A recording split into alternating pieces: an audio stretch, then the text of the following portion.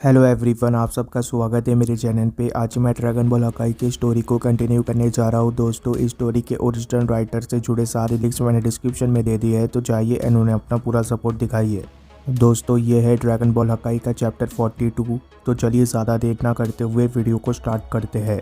मांगा के शुरुआती पेजेस में हम प्लेनेट वेजिटा के साइंस को देखते हैं। गोकू के अनोखी टेक्निक्स की वजह से सभी साइंस काफ़ी सारा परेशान लग रहे होते हैं। वो लेडी सैयन और एक सोल्जर बेहोश होते हैं, और वो जो मोटा सैयन था वो अपना पेट अभी भी खाली कर रहा होता है, और लास्ट वाला सैयन तो अपने आप को बैम्बू स्टिक से अभी तक निकाल ही नहीं पाया होता। वहीं पर दूसरी तरफ हम देखते हैं कि बार्डोक ने एक ज़बरदस्त एनर्जी अटैक शूट कर दिया होता है गोकू के ऊपर, पर अचानक से उस अटैक के बीच गोकू की मदर आ जाती है। इस चीज़ को देखकर गोकू भी हैरान रह जाता है। गोकू की मदर बोलती है कि बार्डोक रुक जाओ।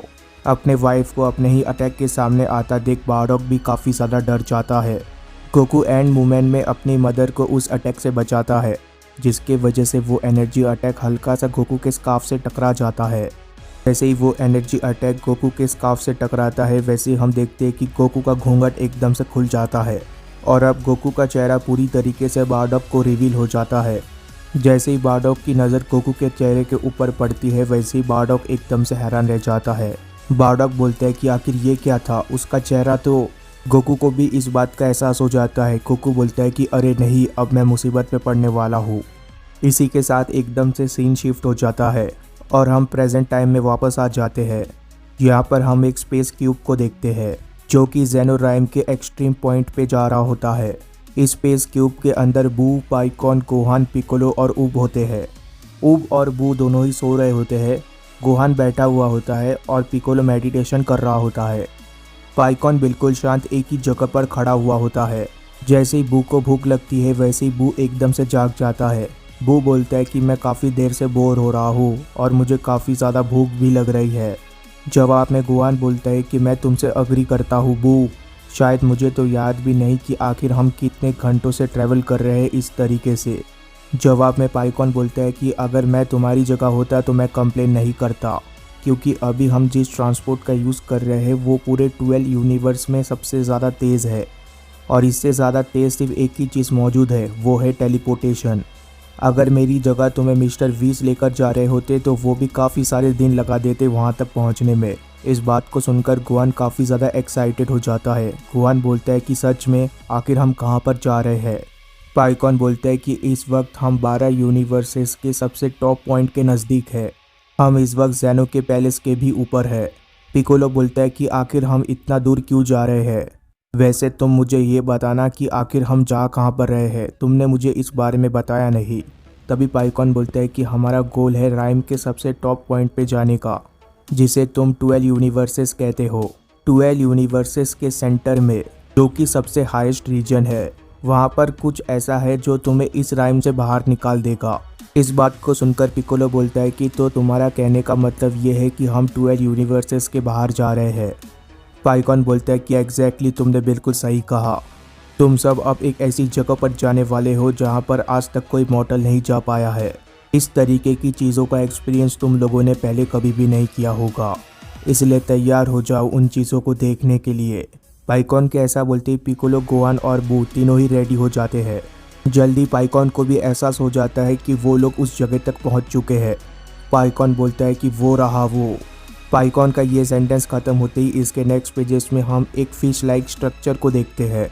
ये एक जाइंट फिश लाइक क्रिएचर होता है जो कि स्पेस क्यूब के बिल्कुल सामने होता है।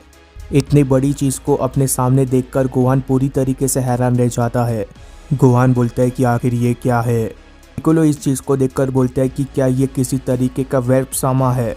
जवाब में पाइकॉन बोलता है कि तो तुमने उनके बारे में भी सुन रखा है, पर तुम्हारी जानकारी के लिए ये बता दूं कि ये वो नहीं है, पर इनका काम और मकसद बिल्कुल उन्हीं की तरह ही है। इनका नाम है कोइस्मो सामा। ये ज़ेनो के राइम को उस जगह से जोड़ने आए हैं जिस जगह पर हम जाना चाहते हैं। इस बात को सुनकर गोहान बोलता है कि ये फिश तो वाकई में कमाल का है, इनका ऑरा और अथॉरिटी तो इनक्रेडिबल है। गोहान के मुंह से फिश नाम को सुनकर ही एकदम से पाइकॉन डर जाता है। पाइकॉन बोलता है कि ध्यान रखना, तुम कोइसो सामा को फिश कहकर बिल्कुल भी मत पुकारना। हो सकता है कि उन्हें ये नाम पसंद ना आए और हम इन्हें अपसेट नहीं कर सकते। तभी कोइजो सामा एकदम से पाइकॉन से बोलता है कि तुम अपने बारे में बताओ।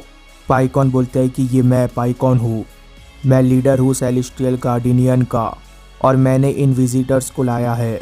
जवाब में कोइजो सामा पाइकॉन से बोलता है कि क्या ये विजिटर वहाँ पर जाने के लायक है। पाइकॉन बोलता है कि इस चीज़ को तुम खुद ही क्यों नहीं चेक कर लेते। एकदम से कोइजो सामा किसी चीज़ को चेक करने लग जाता है। जैसे ही कोइजो सामा उस चीज़ को चेक कर लेता है वैसे ही कोइजो सामा बोलता है कि ये तो, इस चीज़ को देखकर पाइकॉन बोलता है कि तो तुम्हें एहसास हो गया। पिकोलो, गोहान और बाकी सबको कुछ भी समझ में नहीं आता। गोहान बोलता है कि मिस्टर पिकोलो, आखिर ये हमें इस तरीके से क्यों देख रहा है, आखिर ये हमें देखकर इतना ज़्यादा हैरान क्यों है। पिकोलो बोलता है कि वो मुझे कैसे पता होगा। कोइजो सामा बोलता है कि ठीक है, मैं इन्हें जाने दे सकता हूँ, पर उससे पहले तुम्हें पासवर्ड बताना पड़ेगा।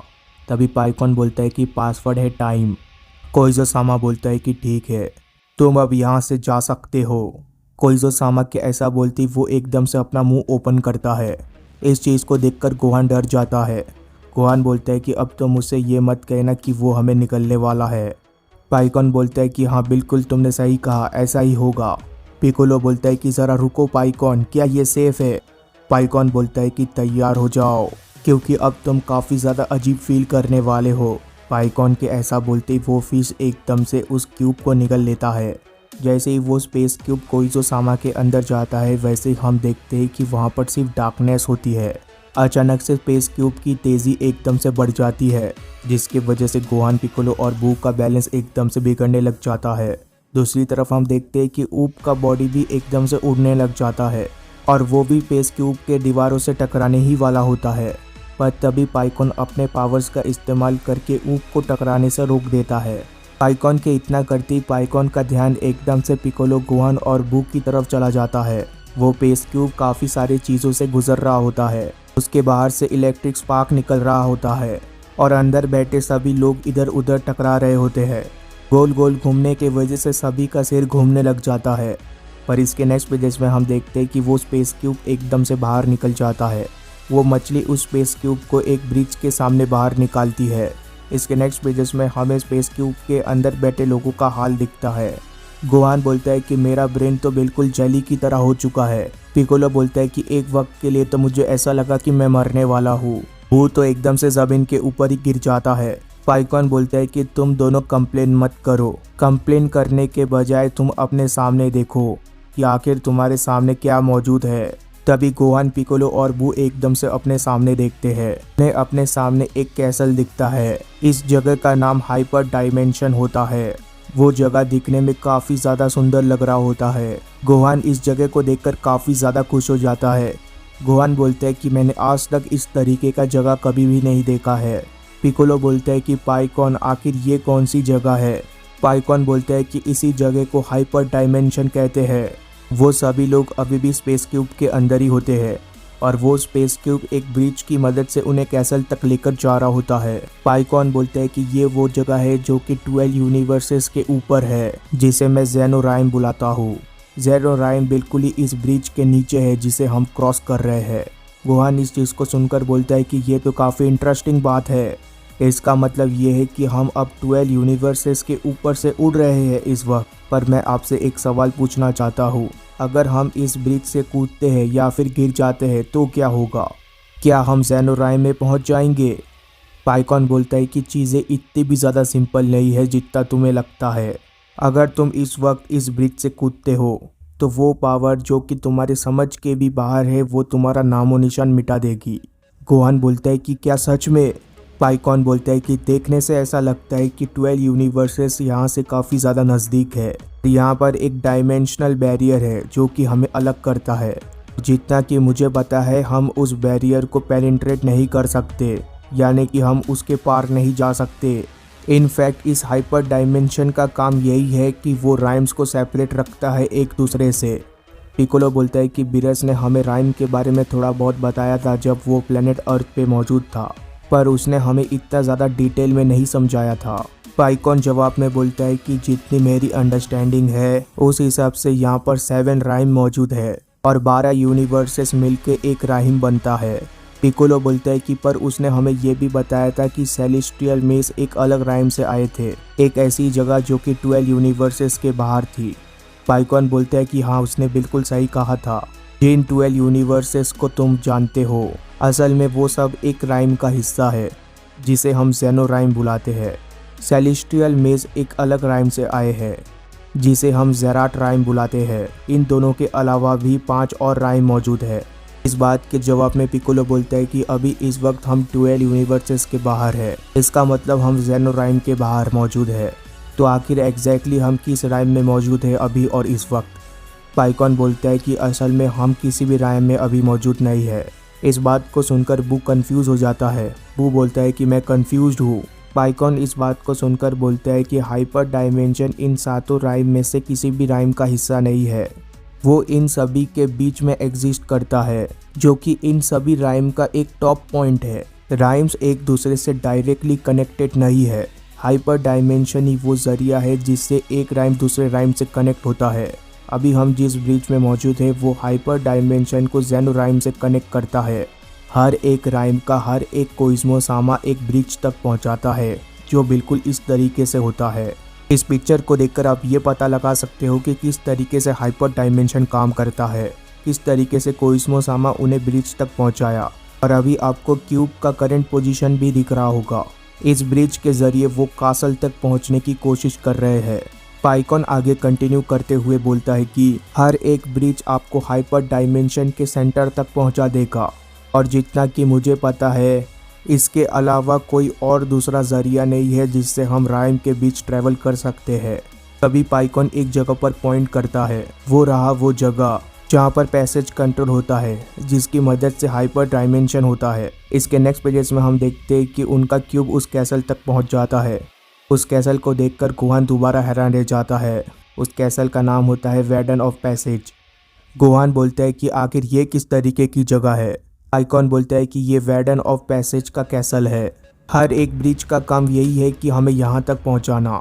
अगर तुम एक ब्रिज से दूसरे ब्रिज पे जाना चाहते हो तो सबसे पहले तुम्हें यहाँ से होकर गुजरना होगा।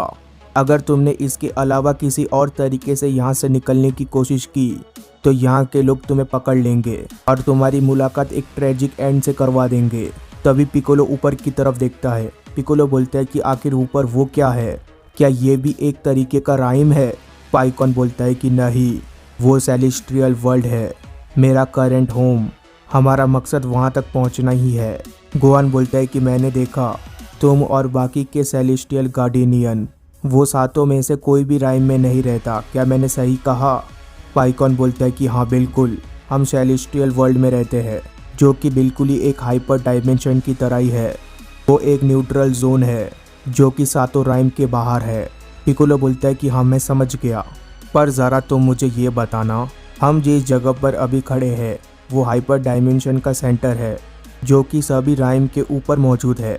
तो आखिर हमने इतनी जल्दी इस ब्रिज को कवर कैसे किया? क्या इसे पार करने में हमें और ज़्यादा टाइम नहीं लगता?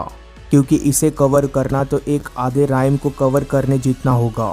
पाइकॉन जवाब में बोलता है कि स्पेस बिल्कुल ही अलग तरीके से काम करता है। यहाँ पर राइम्स में जिस डिस्टेंस को कवर करने में काफ़ी ज़्यादा टाइम लग जाता था, यहाँ पर ऐसा बिल्कुल भी नहीं होगा। यहाँ पर हम काफ़ी कम सेकंड्स में काफ़ी लंबी दूरी तय कर सकते हैं। और इस तरीके की काफ़ी जगह मौजूद है जहाँ पर स्पेस और टाइम बिल्कुल अलग तरीके से एक्ट करता है। पाइकॉन का ये सेंटेंस ख़त्म होते ही उस कासल का दरवाज़ा एकदम से खुलने लग जाता है। हमारे सारे हीरोज़ तैयार हो जाते हैं कासल के अंदर जाने के लिए। गोहान बोलता है कि आखिर हमें इस कासल के अंदर जाने की ज़रूरत क्या है जबकि हम डायरेक्टली सेलेस्टियल वर्ल्ड में जा सकते हैं। पाइकॉन बोलता है कि राइम्स के बीच में ट्रैवल करने के लिए जैसे परमिशन लगता है, बिल्कुल वैसे ही सेलेस्टियल वर्ल्ड में जाने के लिए भी परमिशन लगता है। वार्डन ऑफ पैसेज जो कि इस बिल्डिंग का मास्टर है, हमें उनका परमिशन चाहिए। सेलेस्टियल गार्डियन होने के नाते मेरे पास फ्री एक्सेस है, मैं जब चाहे तब सेलेस्टियल वर्ल्ड में जा सकता हूँ। पर तुम लोगों के लिए ऐसा नहीं होगा, जिसके वजह से मुझे अपील करना होगा वार्डन को ताकि वो हमें अलाउ करे। उस कैसल का दरवाज़ा खुलते ही गोहान, बू और पिकोलो तीनों ही हैरान रह जाते हैं। वो तीनों ही थ्रोन रूम के सामने होते हैं। वो थ्रोन काफ़ी ज़्यादा बड़ा होता है जिसे देखकर गोहान बोलते हैं कि ये तो इनक्रेडिबल है। उस थ्रोन के ऊपर एक जाइंट आदमी बैठा हुआ होता है, जिसके सामने एक छोटा सा शख्स खड़ा हुआ होता है। जाइंट आदमी को देखकर तो बू भी डर जाता है। बू बोलता है कि ये शख्स तो काफ़ी ज़्यादा बड़ा है।